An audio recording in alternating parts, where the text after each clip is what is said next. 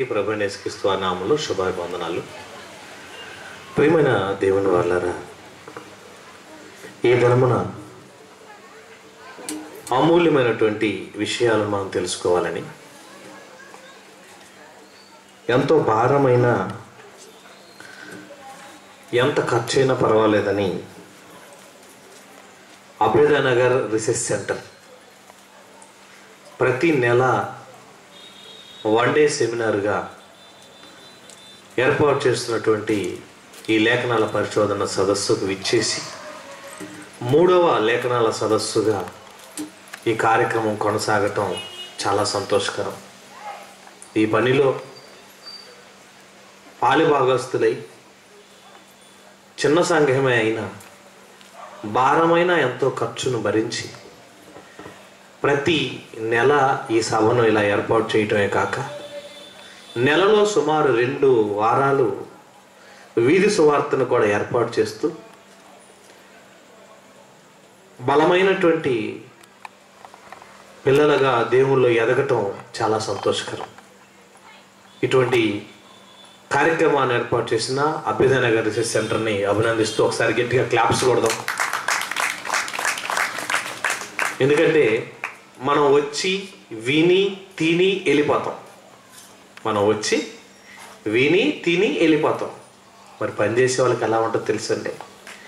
ఎప్పుడో మధ్యాహ్నం 1 గంట నుంచి పని ప్రారంభించి రాత్రి 1 గంట 2 గంటల వరకు ఈ సభలో అన్ని సామాన్లు సెట్ చేసుకొని ఇంటికి వెళ్ళి పడుకునేపాటికి ఆ రోజు 3:30 4 అవుతుందండి. సభలు పెట్టడం అంటే పెట్టే వాళ్ళకి ఎంత భారమో తెలుసండి. అంత భారమైన పనిని భుజస్కంధాల మీద వేసుకొని వాక్యమును చక్కగా ఇక ప్రాంతంలో వినిపించాలన్న తపనతో ఈ బిడ్డలు పడుతున్న ప్రయాసం అంత గొప్పదే. కనుక వీరిని మనస్ఫూర్తిగా అభినందిస్తూ మంచి మాటలు మనం విందాం. దేవుడు మనిషిని శిక్షిస్తాడా అనేటువంటి తొలి పలుకులుగా కొన్ని మాటలు నేను మీతో చెప్పిన తర్వాత మన మధ్యలో అన్నగారు అమూల్యమైనటువంటి మాటలు మనకు అందిస్తారు. దేవుడు మనిషిని శిక్షిస్తాడా? ప్రియమైన దేవుని వాళ్ళారా, భూమి మీద ఉన్నటువంటి ప్రతి మనిషిని దేవుడు ప్రేమించాడంటే, దేవుడు కోరుకొని అనుకొని కావాలనుకున్న వారిని ఎన్నిక చేసుకుంటేనే ఈ భూమి మీదకి మనం వచ్చాం. జాగ్రత్తగా వినాలి మీరంతా. దేవుడు కావాలని కోరుకొని ఆయన అనుకున్న వాళ్ళను ఎన్నిక చేసి ఎన్నిక చేయబడిన వారు మాత్రమే ఈ భూమి మీదకి వచ్చాం. ఆ వచ్చిన వారు అంతా మనమే. దేవునికి తెలియకుండా ఈ భూమి మీదకి ఏ మనిషి భూమి మీదకి రావటానికి అవకాశం లేదండి. దేవునికి తెలియకుండా ఏ మనిషి భూమి మీదకి రావటానికి అస్సలు అవకాశం లేదు. మీరు అనుకుంటారు భూమి మీదకి వచ్చాము, మా అమ్మా నాన్నలు కనేస్తే భూమి మీదకి వచ్చేసాం కదా అని మీరు అనుకోవచ్చు. కాదండి, దేవునికి తెలియకుండా ఆయన సెలవు లేక ఆయన ఆజ్ఞ లేక ఈ భూమి మీదకి ఎవ్వరూ రారండి. ఆయన ఆజ్ఞ లేకుండా ఈ భూమి మీద నుంచి ఎవ్వరూ పోలేరు. సమస్తము ఆయనకి ఎరుకై ఉన్నవి. ఆయన ఎరగనదంటూ భూమి మీద ఏదీ లేదండి. కనుక ప్రియమైన దేవుని వాళ్ళారా, దేవుడు భూమి మీద ఉన్న మనుషులను ప్రేమించటంలో ఆయన కంటే ఎక్కువగా ప్రేమించే వాళ్ళు ఇంకెవ్వరు లేరండి. భూమి మీద ఉన్న సుమారు 90 లక్షల రకాల జీవరాశులలో జంతువుల ప్రేమ వాటి పిల్లల మీద కొంతకాలమే, పక్షుల ప్రేమ వాటి పిల్లల విషయంలో కొంతకాలమే, సముద్రంలో ఉన్న జలచరాలలో ఉన్న చేపలు అలాగే ఎన్నో త్రిమింగలాలు వాటి సంతానాన్ని ఉత్పత్తి చేసి వాటితో ఎంతకాలం ప్రేమగా చూసుకుంటాయి అంటే కొద్ది దినాలేనండి. పిల్లలను కనేసి చాలా జంతువులు జీవరాశులు వదిలేస్తాయి. కానీ దేవుడు భూమి మీద ఉన్నటువంటి ప్రతి మనిషిని, ప్రతి తల్లిదండ్రులు మినిమం 1 సంవత్సరం నుంచి 2 సంవత్సరాలైనా ఎత్తుకొని పెంచాలని, తల్లిదండ్రుల సంరక్షణలో పెరగాలని, ఆ ప్రేమ మనకు అర్థం అవ్వాలని పుట్టిన వెంటనే నడకివ్వలేదండి మనిషికి. ఒక మేక బిడ్డను పెట్టగానే 5 నిమిషాలలో ఆ మేక పిల్ల నడిచేస్తుంటుందండి. ఒక ఏనుగు పిల్ల పుట్టిన వెంటనే 5 నిమిషాల్లో నడవటం ప్రారంభించింది. కొన్ని జంతువులు, జీవరాశులు పుట్టిన వెంటనే ప్రయాణం అయిపోతాయి, తల్లితో పాటు వెళ్ళిపోతాయి, పాలు తాగుతుంటాయి, నడకతో ప్రారంభం వెళ్ళిపోతుంటాయి. పుట్టగానే నడవాలని వాటికి ఎలా తెలుసు? పుట్టగానే తల్లి దగ్గర పాలు తాగాలని వాటికి ఎలా తెలుసు? అలా ఎన్నో జంతువులు వాటి వాటి జీవిత కాలములో వాటి కార్యక్రమాలు ఇలా కొనసాగుతూ ఉన్నాయండి. కానీ పుట్టిన ప్రతి మనిషి పుట్టగానే నడవటం లేదండి. మినిమం 1 ఇయర్ వరకు నడవటం లేకుండా చేశాడు దేవుడు. ఎందుకు అలా చేశాడనంటే తల్లిదండ్రుల పొత్తిల్లో, తల్లిదండ్రుల ఒడిలో, తల్లి చేతిలో సంరక్షణలో, తల్లిదండ్రుల యొక్క సంరక్షణలో బిడ్డలు ఎదగాలని, ఎరిగి వారు పెద్దవారు అవ్వాలని, వారి మధ్య జంతువులకు, పక్షులకు, జీవరాశులకు లేని ప్రేమ ఆప్యాయతలను దేవుడు పెట్టాడండి. ఎంత ప్రేమ అంటే వాటన్నిటికీ కొంతే. ఈనిన కుక్క ఉందంటే ఆ బజార్కి ఎవరు వెళ్ళరండి. ఎందుకు? కుక్క పిల్లలు ఈనిన తర్వాత కుక్క ఎంత జాగ్రత్తగా కాసుకుంటో తెలుసండి. సుమారు 10 నుంచి 15 రోజుల వరకు కళ్ళు తెరవండి కొన్ని కుక్క పిల్లలు. ఎందుకు అని అడిగితే ఒకేసారి డజన్ పుడతాయి కదండి. పుట్టిన డజన్ పిల్లలు కళ్ళు తెరిస్తే ఎటు వెళ్ళిపోతాయోనని దేవుడు వాటి కళ్ళు తెరవనీయకుండా ఆపేశాడండి. కోడి గుడ్డిలో పిల్ల పెరుగుతూ ఉంటుంది, ఆక్సిజన్ లేకుండానే 21 రోజులు పొదిగినా కూడా, పొదిగి పిల్లయ్యే టయానికి ఆక్సిజన్ అందకపోయినా కూడా అందులో మరి తగినటువంటి సిస్టమ్ను దేవుడు ఏర్పాటు చేసి గుడ్డును అలా పగలగొట్టగానే బయటకు వచ్చిన పిల్ల నడవటం ప్రారంభించిందండి. ఏంటండి విచిత్రం! ప్రకృతిలో ఎన్నో చిత్ర విచిత్రాలు ప్రవేశపెట్టిన దేవుడు మనిషి దగ్గరకు వచ్చేపాటికి ఎన్నో ప్రేమ ఆప్యాయతలు, అనురాగాలు మనం పంచాలని, తల్లి ఒడిలో పెరగాలని, ఆ ప్రేమానురాగాలకు లోబడి మనం బ్రతకాలని దేవుడు తల్లిదండ్రుల ప్రేమను, ఆప్యాయతలను ఎంతవరకు తెలుసండి, మనం మరణించేంత వరకు ఈ బంధం కలిసి ఉండేటటువంటి బంధాన్ని పెట్టాడండి. పక్షుల్లో లేనిది, జంతువుల్లో లేనిది, జీవరాశుల్లో ఎక్కడ దొరకనిది, ఏ జీవికి ఎక్కడ ప్రేమాప్యాయతలు అందనంత అత్యధికమైన ప్రేమానురాగాలు ఎవరి మీద ఉన్నాయంటే మనుషుల మీద. మనుషులకుంటే ఈ మనుషుల్ని పుట్టించిన దేవుడు కూడా అంతకంటే ఎక్కువ ప్రేమ అండి మనుషులంటే. ఏమండి, జంతువులు, జీవరాశులు, పక్షులు వాటిని కొంతే అయితే మనుషులుగా పుట్టిన మన పిల్లల మీద మన ప్రేమ కొంతుంటే మనం ఆయన పిల్లలంగా మన మీద ఆయన ప్రేమ ఎంతో తెలుసండి. మనం ఈ భూమి మీద వచ్చి, భూమి మీద పెరిగి పెద్దవాళ్ళమై ఈ భూమి మీద నుంచి వెళ్ళిపోయినాక కూడా విడువనంతటి ప్రేమ ఎవరిదయ్యా అంటే దేవునిదేనండి. అంతటి ప్రేమ దేవునిది. అవునండి, అంతగా ప్రేమించాడు దేవుడు, అంతగా ప్రేమించాడండి దేవుడు. ఎంత గొప్ప దేవుడు అండి ఆయన! ఆయన ప్రేమ మితిలేనిది, ఆయన ప్రేమ అమూల్యమైనది, ఆయన ప్రేమ ఊహలకు అందనిది, ఆయన ప్రేమ అంతం కానంతటి గొప్ప ప్రేమ అంటే. అగాధ జలములను తెచ్చి ఆయన మీద పోసిన ఆర్పజాలనంతటి ప్రేమ అన్నాడండి బైబిల్లో. అగాధ జలముల్లోని నీరంతా తెచ్చి ఆయన ప్రేమ మీద పోస్తే ఆ ప్రేమ ఆరదంటని అంతటి ప్రేమమూర్తి ఎవరంటే దేవుడు. ఎవరి కోసం ఎంత ప్రేమ అంటే మన కోసమే. ఎంతగా ప్రేమించే దేవుడు, ఎంతగా ఆప్యాయత అనురాగాలు పంచుతున్న దేవుడు, ఎంత అభిమానాన్ని చూపిస్తున్న దేవుడు మనిషిని శిక్షిస్తాడా? ఆలోచించండి. మనుషులు కొట్టడానికి, చంపటానికి ఆయన ప్రేరేపణ కలిగించి మనిషిని చంపేద్దామన్న ఆలోచన ఆయనకు వచ్చిందా? ఆయన అసలు ఆ ఆలోచనలోకి ఎప్పుడు వెళ్ళలేదండి.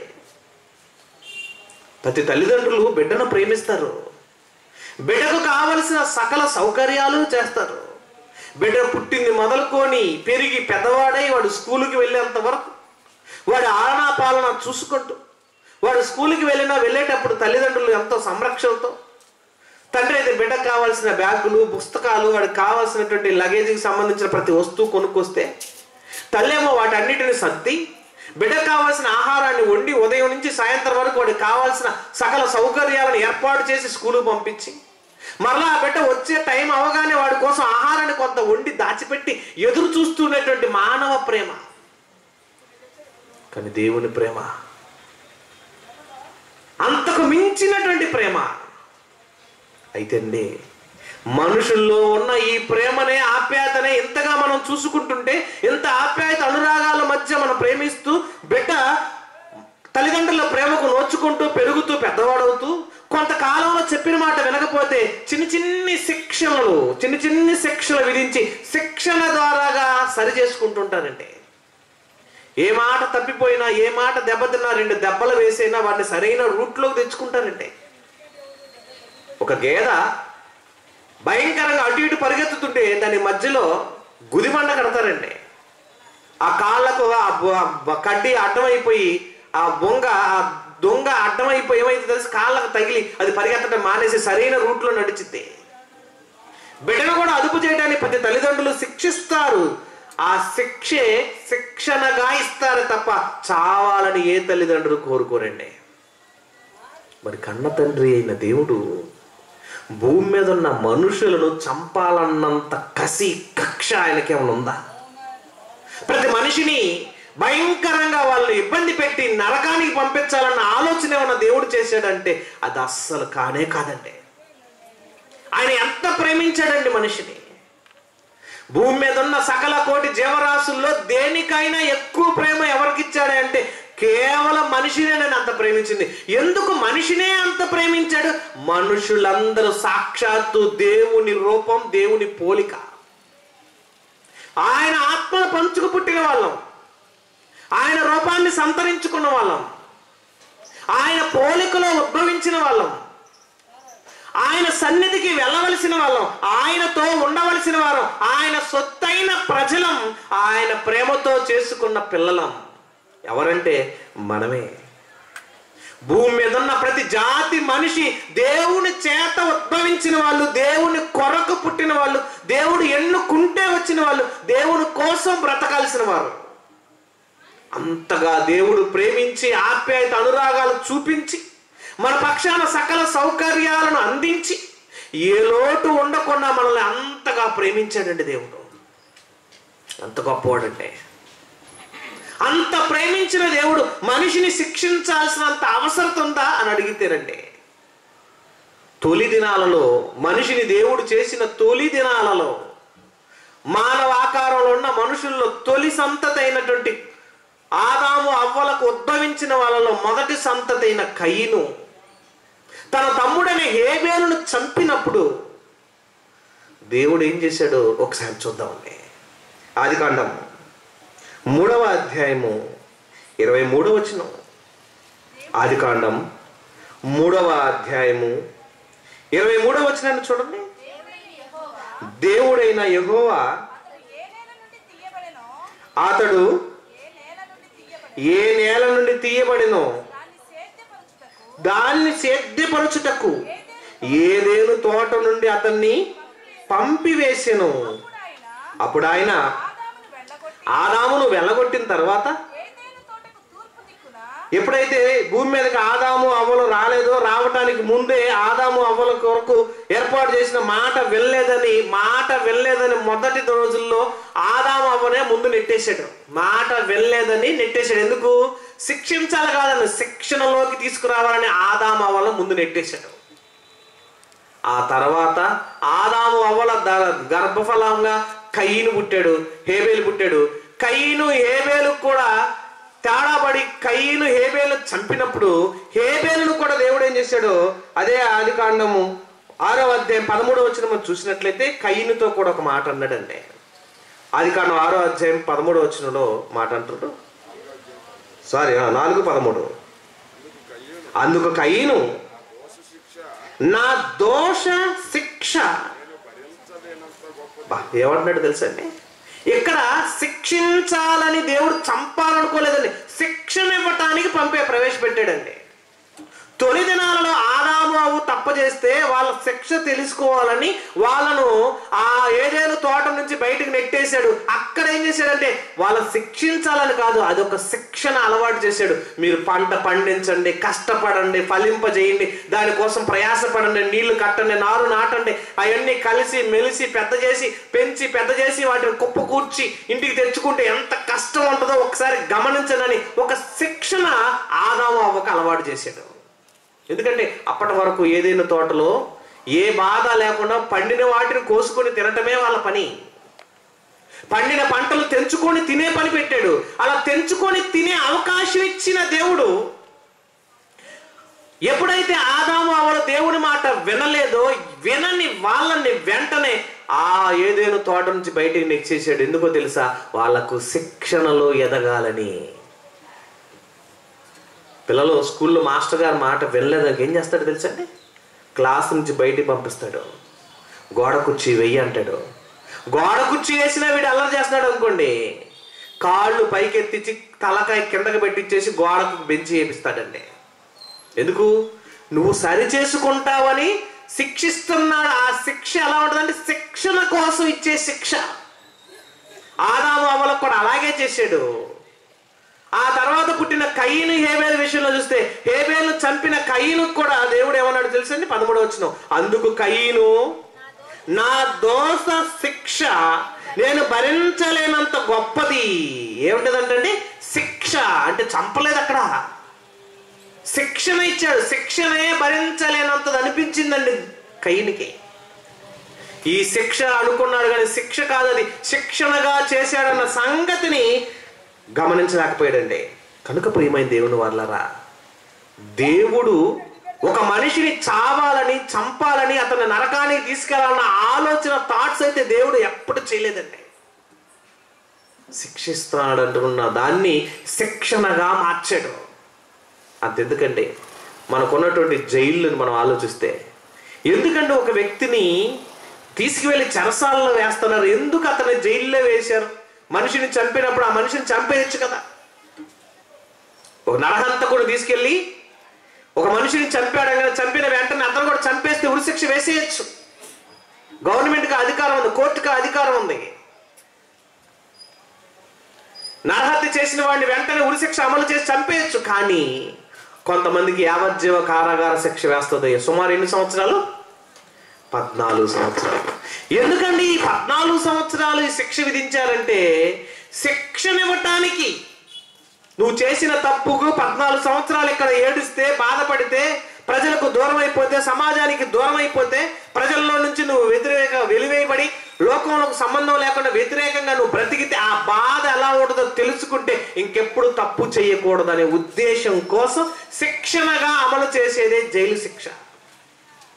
నువ్వు తప్పు చేయకుండా మారాలని, నీలో మార్పు రావాలని, ఆ మార్పును చూడాలని ప్రభుత్వమే ఇలా శిక్షిస్తుంటే, పరలోకమందున్న దేవుడు భూమి మీద పుట్టించిన నిన్ను ఒకేసారి నరకాన్ని తీసుకెళ్లాలన్న ఆలోచన ఆయన చేయలేదంటే, నీకు శిక్షణ ఇవ్వటం ప్రారంభించాడు. ఆదాము అవ్వల బయటకు నెట్టేసి పంట పండియమని శిక్ష వేశాడు.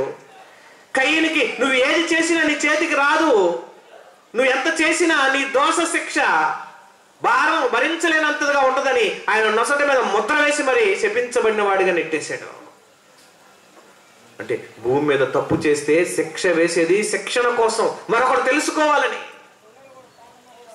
ఆ తర్వాత దినముల్లో నోవాహు కార్యక్రమాలకు వచ్చేపాటికి అప్పటికే ప్రజలు చెడిపోయారు, పాడైపోయారు, పతనమైపోయారు, వారు భయంకరమైనటువంటి పరిస్థితుల్లో ఉన్నారు. ఇలాంటి వాళ్ళని ఏం చేయాలని దేవుడు ఆలోచన చేసి, ఇంకెప్పటికీ ఇలాంటి తరాలలో భూమి మీద ఉన్న తరాలన్నీ పాడైపోయినాయి కనుక పాడైపోయిన ఈ తరాలన్నిటిని చంపేసైనా మంచి పరిపక్వమైనటువంటి తరాలను పుట్టించుకొని పరలోకానికి తీసుకెళ్లాలన్న తలంపుతో దేవుడు నోవాహు కాలంలో ఒక శిక్ష అమలు చేశాడండి. చూడండి, అది కూడా చూద్దాం. ఆదికాండం 6వ అధ్యాయము 13వ వచనం చూడండి. సమస్త శరీరుల మూలముగా భూమి బలత్కారముతో నిండి ఉన్నది గనుక నా సన్నిధిని వారి అంతము వచ్చి ఉన్నది. ఎందుకు వాళ్ళని చంపేయాలనుకున్నాడు దేవుడు? సమస్త శరీరులు బలత్కారములుగా, భయంకరులుగా, క్రూరులుగా, దొరికిన వాళ్ళని దొరికినట్టు చంపుకుంటూ భయంకరమైనటువంటి వ్యభిచారము, ద్రోహాలు, ద్రోహులుగా, క్రూరులుగా, మృగాలుగా, భయంకరమైనటువంటి వేషధారణతో నానా విధమైనటువంటి తప్పుడు కార్యక్రమాలు కొనసాగింపజేసి జరుపుతున్న వాళ్ళ జీవితాలను సరిచేయాలని దేవుడు ఎన్నో ప్రయత్నాలు చేశాడు. సుమారు 120 సంవత్సరాలకు పైగా వాక్యాన్ని అందించాడు. ఎంత వాక్యం ప్రకటించినా, ఎన్ని మాటలు నోవాహు వెళ్ళి ఆ చుట్టుపక్కల ప్రాంతానికి అంత వాక్యాన్ని వివరించి చెప్పినా మారని మనుషులండి. వాళ్ళు మారలేదని, వాళ్ళలో మార్పు రాలేదని, మారని ఈ మనుషులకు మార్పు రావాలంటే ఏం చేయాలో తెలుసా? శిక్ష అమలు చేయాలనుకున్నాడు. వారందరినీ మరణింపజేసాడండి. ఊపిరిచ్చిన దేవుని మాట వినని వీళ్ళకు ఊపిరి ఆడకుండా నీళ్ళల్లో ముంచేసి చంపేశాడండి. ఆ తర్వాత తరానికన్నా సరైనటువంటి రూట్ ఉంటుందని నోవాహు సంతతిని అభివృద్ధి పరిచాడు. నోవాహు సంతతి వాళ్ళు భూమి మీదకి వచ్చిన తర్వాత జరిగినటువంటి ఆ సిచ్యువేషన్ అన్ని చూసి ఒక తరములో ఉన్నటువంటి వీళ్ళందరినీ ఎంత శిక్షించాడంటే మనకు పాఠం నేర్పాడని, వాళ్ళన్నా మారి పరలోకం వస్తారనే ఆశతో దేవుడు ఆ పని చేశాడండి. ఆ తర్వాత తరాల్లో కొంతమంది మార్పు రాలేదు. మార్పు రాని తరంలో ఒక ప్రదేశం ఉంది. ఆ ప్రదేశంలో ఉన్న ప్రజలైతే ఆ 2 పట్టణాలు ఘోరంగా పాడైపోతే, సొదొమ గొమొర్రా పట్టణాలు, ఆ పట్టణాల యొక్క గతిని కూడా మనకు దృష్టాంతంగా ఉంచాడని ఇప్పటికి కూడా. ఆదికాండం 19వ అధ్యాయం చూడండి, ఒక మాట అంటున్నాడు. ఆదికాండం 19:24 చూడండి. అప్పుడు యెహోవా సొదొమ మీదను గొమొర్రా మీదను యెహోవా యొద్ద నుండి గంధకమును అగ్ని ఆకాశము నుండి కురిపించి ఆ పట్టణాలను, ఆ మైదానం అంతటిని, ఆ పట్టణములలో నివసించు వారందరినీ, నేల మొలకలను నాశనము చేసెను. ఇప్పటికి కూడా ఆ ప్రాంతాల్లో ఏమి మొలవండి. సొదొమ గొమొర్రా పట్టణాలు వెళ్ళి చూడండి ఎంత దారుణంగా ఉంటాయో. అప్పుడు జరిగినటువంటి ఆ ప్రళయం, అప్పటి నుంచి వచ్చినటువంటి ఆ భయంకరమైనటువంటి ఆ అగ్ని గంధకాలు ఎప్పటికీ ఆ ప్రాంతం శపించబడింది. ఎందుకో తెలుసా? శిక్షణ మనకు రావాలని ఆ దినమున అక్కడ శిక్ష విధించాడు. అది శిక్షణగా మనకు మార్చాడండి, మార్పు చెందాలని. మాట వినకపోతే స్కూల్లో టీచర్ గారు ఎవడు బాగా అల్లరి చేస్తాడో చూసి వాడిని లేపి నిలబెట్టి గట్టిగా 2 చడించిద్దండి. ఏంటి మేడం ఇలా చడించాడండి కానీ మిగతా వాళ్ళందరూ గొడవ చేస్తారండి. ఎవరినైతే ఒకళ్ళని చూసి సరిగ్గా వాళ్ళకి డోస్ ఇస్తారో, డోస్ ఇచ్చిన వెంటనే మిగతా కళాశాల మొత్తం లేకపోతే ఆ స్కూల్లో క్లాస్లో ఉన్న వాళ్ళంతా సైలెంట్. ఎందుకు సైలెంట్ అయిపోయారని అడిగితే ఒకళ్ళని శిక్షిస్తే మరొకరికి శిక్షణ వచ్చింది. అక్కడ దేవుడు కూడా సొదొమ గొమొర్రా పట్టణాలను శిక్షిస్తే మనందరికీ బుద్ధి రావాలని, మనందరికీ మార్పు రావాలని, మనందరం మార్చుకోవాలని, మనందరి జీవితంలో ఒక యథార్థమైనటువంటి సంగతిలో స్థితిలోకి వెళ్ళాలని ఆ శిక్షణ అమలు చేసాడండి. అంటే అందరూ నరకానికి వెళ్ళిపోవాలన్న ఆలోచన ఆయనకి లేదండి. ప్రతి వాడిని రక్షించుకోవాలి, ప్రతి మనిషిని ఎలాగైనా కాపాడుకోవాలి, అగ్నిలో నుంచి అయినా లాక్కోవాలన్న ఆశ అండి. యోధాపత్రిక 1:7 చూడండి. యోధాపత్రిక 7వ చదివితే దేవుడు ఎంత గొప్పగా మాట్లాడుతున్నాడంటే, ఆయన మనుషులందరి యోగక్షేమాలు కోరుకున్నాడు కానీ నాశనం చేయాలన్న ఆలోచనతో ఆయన చేయట్లేదండి. ఆ ప్రకారంగానే సొదొమ గొమొర్రాలను, వాటి చుట్టుపక్కల ఉన్న పట్టణములను వీరి వలన వ్యభిచారము చేయుచు నిత్యాగ్ని దండన అనుభవించుచు మనందరికి ముందుగానే తెలియాలని దృష్టాంతముగా ఉంచేశాడంటండి. ఎందుకు? ఎప్పుడైతే ఆ ప్రకారంగా సొదొమ గొమొర్రా పట్టణాలు, వాడి చుట్టూ ఉన్న పట్టణాలు వీళ్ళు వలె వ్యభిచారము చేయుచున్నారు గనక పరశరీరానుసారులైనందున నిత్య దండనకు అనుభవించుచు దృష్టాంతములుగా ఉంచెను. ఎందుకు? వీళ్ళందరూ నాశనం అవ్వాలని కాదు, అందరినీ కాపాడాలనుకొని ఆ పట్టణంలో ఆ భయంకరమైన సిచ్యువేషన్ ఎందుకు పెట్టాడంటే మనలో మార్పు రావాలని.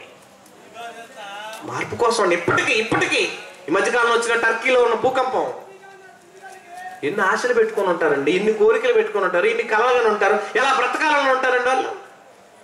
సడన్గా తెల్లవారు గట్ట 4 గంటలకు వచ్చిన భయంకరమైనటువంటి ఆ చిన్న భయంకరమైన భూమి కదలికలకు పేక మేడల్లాగా కూలిపోయినండి బిల్డింగులన్నీ. ఎంతమంది చచ్చిపోయారండి, వేల మంది చనిపోయారు.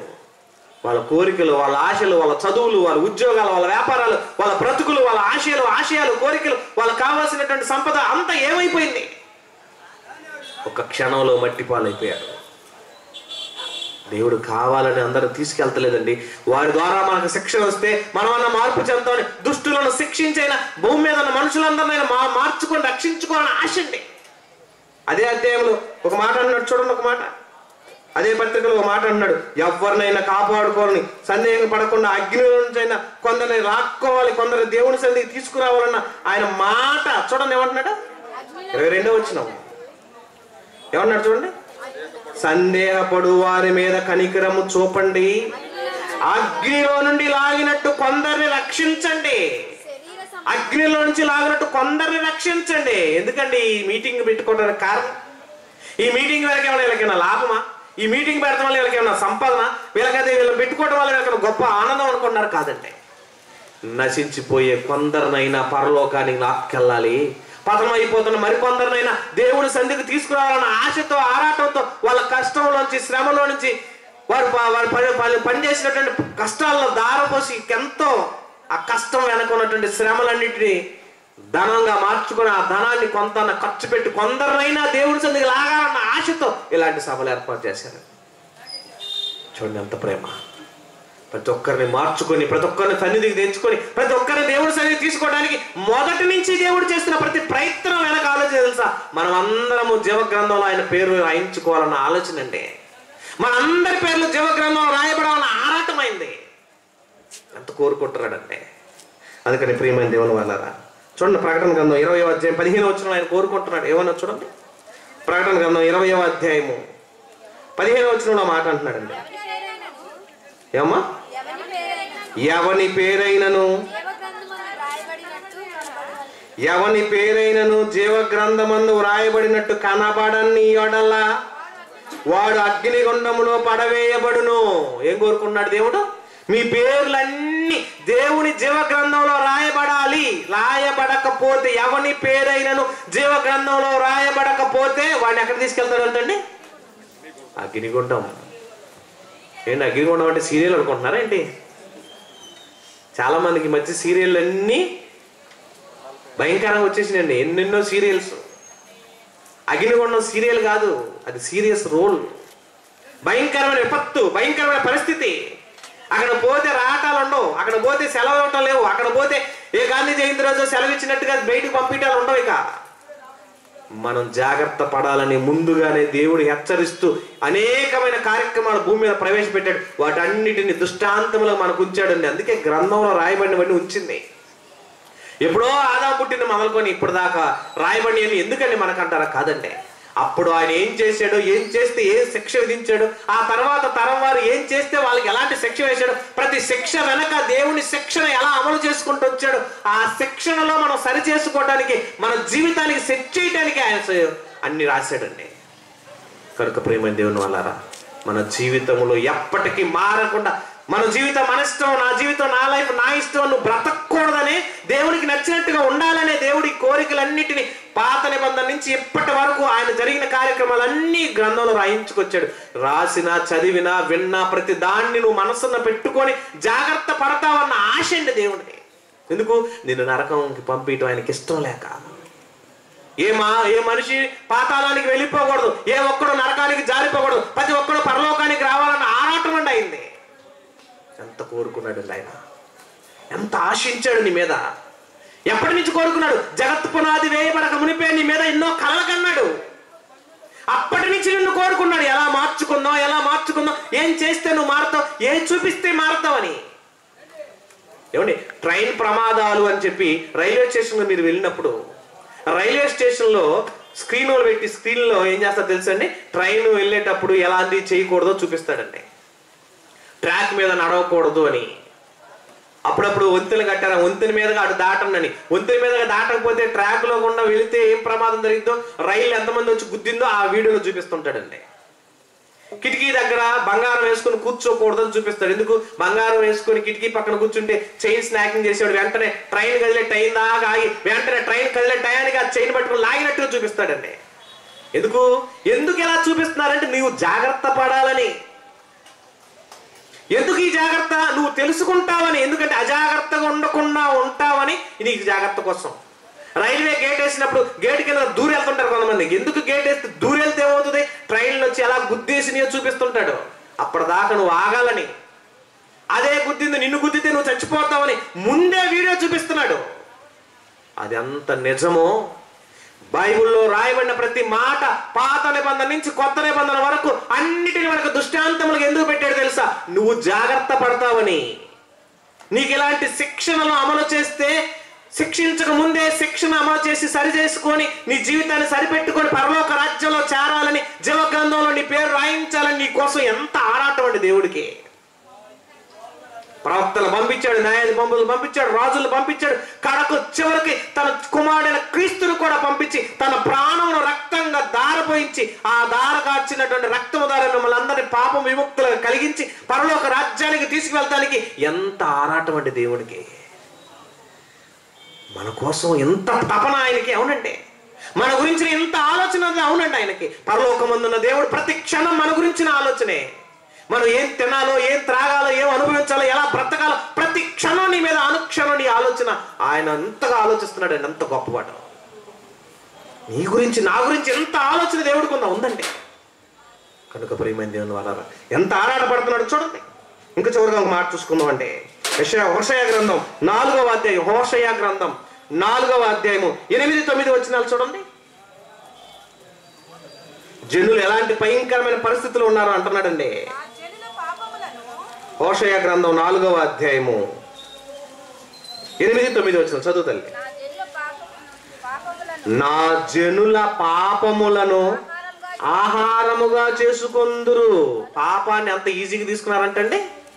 ఆహారం, కడుపులో తినే ఆహారం ఎంత తొందరగా తిన్నా పాపం కూడా అంత ఈజీగా చేసేస్తున్నారండి. ఏంటండి ఈ రోజులు ఎలా అయిపోయింది తెలుసండి? భర్తను అలా ఆఫీసు పంపించేయటం, వేరే వాళ్ళకి ఫోన్ చేయటం, అతను ఇంటికి రప్పించేయటం ఈజీ అయిపోయింది. వీడియో కాల్ చేసుకుంటూ ఏం చేస్తున్నారో తెలియట్లేదండి. లేడీస్ కానీ జెంట్స్ కానీ భయంకరమైన పాపాల్లోకి వెళ్ళిపోతున్నారు. నేటి వ్యవస్థ అంత దారుణాత స్థితిలోకి వెళ్ళిపోయింది. చాలా క్లిప్స్ ఉన్నాయి కానీ చూపించే టైం కాదు. మెయిన్ మొత్తం మనం అన్నగారు చెప్తారు. ఎలా ఉన్నారంటే మనుషులు చూడండి, ఏమంటున్నాడు? నా జనులు పాపములను ఆహారంగా చేసుకుందరు గనుక జనులు మరి అధికంగా పాపము చేయవలనని వారు కోరుదురు. కాబట్టి జనులకు ఎలాగూ యాజకులకును అలాగే సంభవించును. వారి ప్రవర్తనను బట్టి నేను వారిని శిక్షించును, వారి క్రియలను బట్టి వారికి నేను ప్రతీకారము చేతును. ఎందుకు శిక్ష విధిస్తున్నారు, ఎందుకు నరకానికి తీసుకెళ్తున్నారంటే వాళ్ళ ప్రవర్తన బట్టి. మార్పు రావట్లేదండి. మారని మనుషులు ఎన్ని చెప్పినా, ఎన్ని సభలు పెట్టినా, ఎన్ని ప్రసంగాలు చెప్పినా, ఎంతమంది బోధకులు వచ్చి చెప్పినా మారని దశలో మనం ఉంటున్నాం గనక మన ప్రవర్తన మారినప్పుడు శిక్ష విధించడానికి సిద్ధపడ్డాడు దేవుడు. ఆలోచించండి. ఆహారప్రాయంగా అయిపోయిందంటండి పాపం చేయటం. అన్నం పెట్టులో పెట్టుకొని కలుపుకొని తినటం ఎంత ఈజీయో పాపం చేయటం అంత ఈజీ అయిపోయింది సమాజానికి. దారుణాలు, ఘోరాలు, భయంకరమైనటువంటి పరిస్థితులు అంత దారుణాతి దారుణంగా మారిపోతే అలాంటి వాళ్ళను శిక్షించడానికి, ప్రతిదండన చేయడానికి నేను సిద్ధపడుతున్నాను అంటున్నాడండి దేవుడు. అందుకే దేవుడు మనుషులను శిక్షించే స్థితికి వచ్చాడండి. ఎన్ని చెప్పినా మారో, ఎంత చెప్పినా మారో, ఇవ్వాలా రేపు అని వాయిదాలు వేసుకుంటూ బ్రతుకుతున్నారు. కానీ మనుషుల్లో మార్పు రావటం లేదండి. పాత నిబంధన కాలం నుంచి ఇప్పటి వరకు జరిగిన సన్నివేశాలన్నీ ఆలకించండి చూపించినా, ఎవరెవరు ఏం చేస్తే ఎలాంటి శిక్ష విధించాడో చూపించినా మార్పు రావట్లేదండి మనుషుల్లో. మారకపోతే నీకన్న పరిస్థితి ఏంటి తెలుసా? అగ్ని ఆరదు, ఆత్మ చావదు. చివరి మాట ముగించుకుందాం చూడండి. అందుకని మారని మనుషుల కోసం దేవుడు ఏమంటున్నాడు చూడండి. మార్క్స్ వార్త 9వ అధ్యాయం 48వ వచనం, లేదంటే సామెతల గ్రంథం 15:24 చూడండి. సామెతల గ్రంథం 15వ అధ్యాయం 24వ వచనంలో అంటున్నాడు, కిందన్న పాతాళమును తప్పించుకొనవలనని బుద్ధిమంతుడు పరమునకు పోవు జీవ మార్గమును నడుచుకొనును. కిందన్న పాతాళమును తప్పించుకోవాలన్న ఆలోచన ఎవరికైనా ఉందా? భయంకరమైన నరకాన్ని, భయంకరమైన వేదనకరమైన పరిస్థితిని తప్పించుకోవాలన్న ఆలోచన మీకుంటే మీలో మార్పు ఉంటుందండి. నరకానికి వెళ్ళిపోకూడదు, పరదేశంలోకి వెళ్ళాలి. పరదేశంలో పాతాళంలో ఉన్నటువంటి ఆ భక్తులందరి విషయంలో కూర్చొని వారితో ఆనందంగా గడపాలన్న ఆలోచన భూమి మీద ఉంటే నువ్వు తప్పించుకొని రక్షించుకోబడి దేవుని సన్నిధికి చేరతావు. లేదా నీ ఇష్టానుసారంగా బ్రతికి దేవుని శిక్షలోకి నువ్వు రాకపోతే, ఆయన శిక్షణలో ఉండకపోతే శిక్షకు తప్పదు, నీకు శిక్షించే స్థితికి నువ్వు వెళ్ళొద్దు అంటున్నాడు.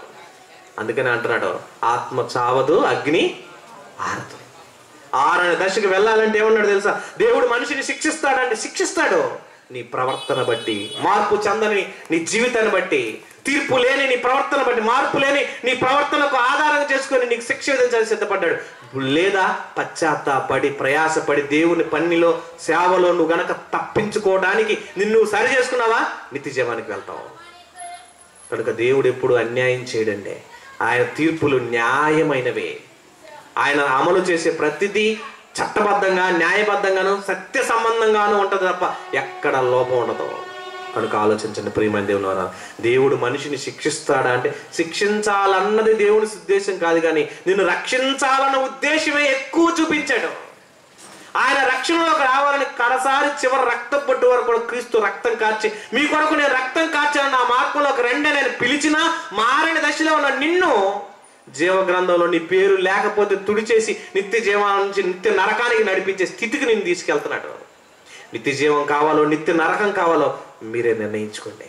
కళ్ళు మూసుకోండి, ప్రార్థన చేసుకుందాం. జీవం కలిగిన మా తండ్రి, మీకు వందనాలు. ఎత్తబడిన మాటలు నా తండ్రి అపవాదు ఎత్తుకుని పోకుండా మా హృదయం అనే పలకల మీద రాయబడి నూరింతలుగా అభివృద్ధి చెందులాగిన సహాయం చేయమని, దగ్గర నుంచి దూరం నుంచి శబ్దయంత్రం ద్వారా అన్న ప్రతి బిడ్డకును తండ్రి మంచి ఆయుష్ను, ఆరోగ్యాన్ని ఇవ్వండి. నిరంతరం నీ సేవలో, నీ పనిలో, పరిచర్లో వాడబడే భాగ్యాన్ని వారికి దయచేయండి. రాబో దినములన్నింటిలో నా తండ్రి ఈ సభకు వచ్చిన ప్రతి బిడ్డను మీరు జ్ఞాపకం చేసుకొని వారి వారి కుటుంబాలను ఆశీర్వదించి బలపరిచి వారు నీకు లోబడి జీవించే భాగ్యాన్ని ఇవ్వండి తండ్రి. అలాగే నా తండ్రి ఈ సభల నిమిత్తం కష్టపడి పనిచేస్తున్న ప్రతి యవనస్తుని, ప్రతి యవన బిడ్డలను మీరు దీవించండి. ఇగో తండ్రి ముఖ్యులుగా ఉన్నటువంటి సీమోన్ గారిని బట్టి, ఇగో రాము గారిని బట్టి, బాబ్జీ గారిని బట్టి, అలాగే నూటన్ గారిని బట్టి, అలాగే తండ్రి ఇక్కడ ఉన్నటువంటి యవన స్త్రీలను బట్టి, ఇగో తండ్రి ఉన్నటువంటి యవనస్తులను బట్టి, అలాగే రిసెర్చ్ సెంటర్ నడిపిస్తున్నటువంటి అంజబాబు గారిని బట్టి, ఇంత చక్కని ఈ కార్యక్రమాలు ఏర్పాటు చేయడానికి ప్రతి క్షణం ఈ పనిలో సహకారులుగా ఉన్నటువంటి అనిల్ గారిని బట్టి ప్రతి ఒక్క బిడ్డను మీరు దీవించి ఈ సభను, ఈ సంఘాన్ని ఆశీర్వదించి బలపరిచి నీ సేవలో వాడుకోమని, నీ కుమారుని నిలువబెట్టి మరిన్ని సంగతులు మాకు తెలియచేయమని క్రీస్తు నామమున ప్రార్థిస్తూ వేడుకొంచున్నాము తండ్రి. ఆమేన్. అందరికీ వందనాలు.